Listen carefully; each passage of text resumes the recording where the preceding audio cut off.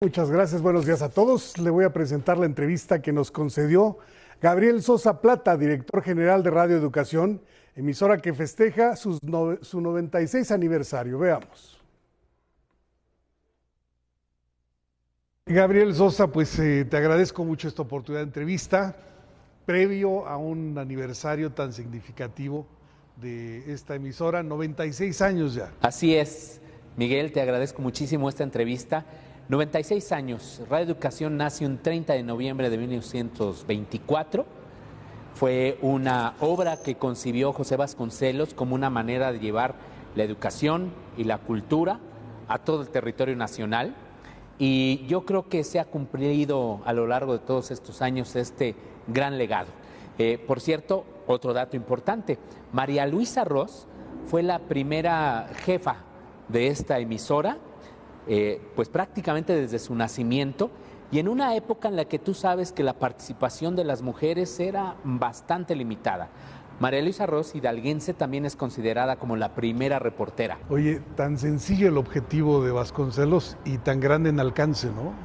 Tan grande en alcance porque él lo que trataba de llevar era una alfabetización apoyada también con la radio.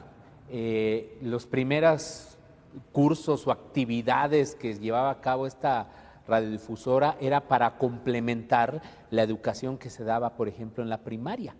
Entonces, si uno revisa los archivos, el archivo histórico, que es fascinante, que es el archivo histórico de la SEP, te encuentras con que, por ejemplo, había clases de gimnasia, de historia, de filosofía. Había otros que para la época eran comprensibles, pero hoy día, por ejemplo, y dirías, ¿cómo en la radiodifusora de la SEP se transmitía eso? ¿Cómo ser una buena ama de casa y una buena madre, ¿no? Y tenían mucho éxito. Ahora, tuvo una evolución importante porque vinieron los radioteatros, por ejemplo, ya a fines de los años 20, principios de los años 30. A principios de los años 30 llega Agustín Yáñez, por ejemplo, a esta radiodifusora.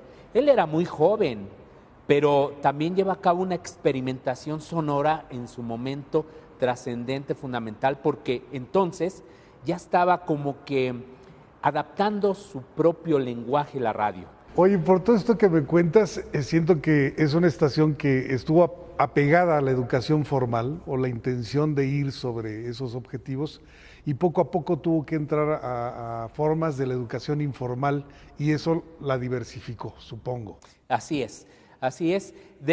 Aunque María Luisa Ros, digamos en esta génesis, sí tenía muy claro que debía ser de apoyo a la educación y vueltas de la vida, ¿no? Ahora que estamos hablando de la pandemia, ¿no?